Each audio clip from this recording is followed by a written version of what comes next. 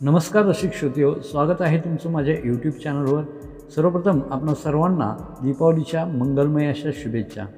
आज आपण या व्हिडिओमध्ये बलिप्रतिपदा आणि दिवाळी पाडवा याबद्दल जाणून घेणार आहोत।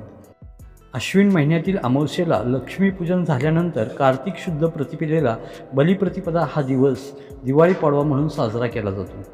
सोने खरेदीस प्राधान्य, सुवासिनींकडून पतीला औक्षण्य आणि व्यापाऱ्यांसाठी वर्षाचा प्रारंभ अशा अनेक बाजूंनी या दिवसाचे महत्त्व अधोरेखित केले जाते। पाडव्याला पंचरंगी रांगोळीने बळीची प्रतिमा काढून तिचे पूजन करतात। इडापिडा टळो आणि बळीचे राज्य येवो अशी प्रार्थना या दिवशी केली जाते। फटाक्यांची आतिषबाजी तसेच दीपोत्सवही केला जातो। या दिवसाचे वैशिष्ट्य म्हणजे 3.5 मुहूर्तापैकी एक असा हा दिवस अतिशय शुभ मानला जातो। आपल्याकडील कृषीप्रधान संस्कृतीमुळे पौराणिक अशा या सणाला महत्त्व दिले गेलेले आहे। आपले सर्व सणवार या निसर्गावरच प्रामुख्याने आधारलेले आहेत। पौराणिक महत्त्व असलेला आणि कृषीप्रधान संस्कृतीचं प्रतिबिंब दाखवणारा कार्तिक महिन्याचा हा आरंभ दिन अतिशय महत्त्वाचा मानला गेला आहे। पूर्वपार हा दिवस नव्या सुरुवातीचाच मानला जातो। यंदा शनिवार 2 नोव्हेंबर 2024 रोजी दिवाळी पाडवा आणि बलिप्रतिपदा साजरी होत आहे। दिवाळी पाडव्याचे महत्त्व, मान्यता, परंपरा आणि पौराणिक कथा आज आपण जाणून घेऊयात। बलिप्रतिपदेविषयी असलेल्या पौराणिक कथानुसार पार्वतीने महादेवांना याच दिवशी दूत खेळात हरवले म्हणून या दिवसाला दूत प्रतिपदा असेही म्हटले जाते। असुरांचा राजा बळी हा भक्त प्रल्हादाचा नातू आणि विरेचनाचा पुत्र होता। राक्षस कुळात जन्म घेऊनही चारित्र्यवान, विनयशील, प्रजाहितदक्ष राजा म्हणून बळीराजाची ओळख होती। दानशूर म्हणूनही हा राजा विख्यात होता, पण पुढे त्याने वाढत्या शक्तीच्या प्रभावाने देवांचाही पराभव केला। बळीराजाने एक यज्ञ केला। या यज्ञानंतर दान देण्याची प्रथा होती। भगवान विष्णूंनी वामनावतार धारण केला आणि बटुवेशात बळीराजासमोर उभे राहिले।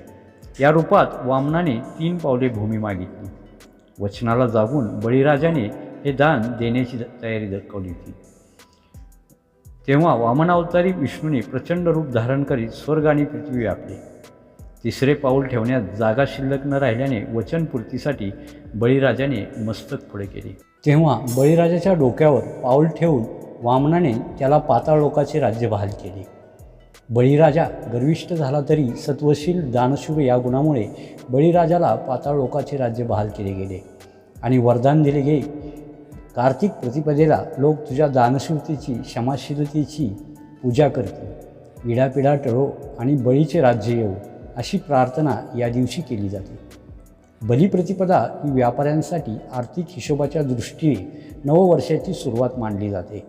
लक्ष्मी प्राप्तीसाठी नव्या वह्यांचे पूजन करून व्यापारी वर्ग नववर्षाचा प्रारंभ करतात। जमा खर्चाच्या नवीन वह्या या दिवशी सुरू केल्या जातात असे व्यापारी सांगतात।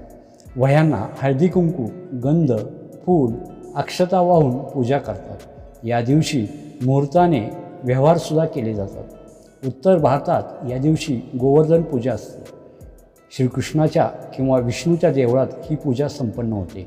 या दिवशी देवाला अनेक पक्वानांचा आणि मिठायांचा डोंगर अर्पण केला जातो, म्हणून या सणाला अन्नकूट असेही म्हणतात।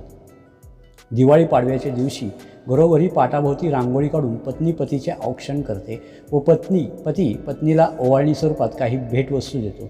नवविवाहित दाम्पत्याची पहिली दिवाळी पत्नीच्या माहेरी साजरी करतात। यालाच दिवाळ सण म्हणतात। या निमित्त या दिवशी जावयास भेटवस्तू दिली जाते। विक्रम संवत कालगणनेचा प्रारंभ या दिवशी होतो। उज्जैनीचा राजा विक्रमादित्य यांनी शकाचे आक्रमण परतवून लावले, त्यांचा पाडाव केला। त्या विजयाचे प्रतीक म्हणून विक्रमादित्याने विक्रम संवत ही कालगणना सुरू केली। इसवी सन पूर्व 57 पासून ही कालगणना प्रचलित आहे। इसवी सन पूर्व काळातील संस्कृतीच्या वैभवाचे, सर्वांगीण सभ्यतेचे आणि एकछत्री राज्यव्यवस्थेचे हे एक उदाहरण आहे। धन्यवाद। तुम्हाला ही माहिती कशी वाटली हे कमेंटद्वारे मला जरूर कळवा। आवडल्यास व्हिडिओला लाईक करा आणि आपल्या मित्रमैत्रिणींच्याबरोबर जास्तीत जास्त शेअर करा। पुन्हा भेटूया अशाच एका माहितीपूर्ण व्हिडिओसहित।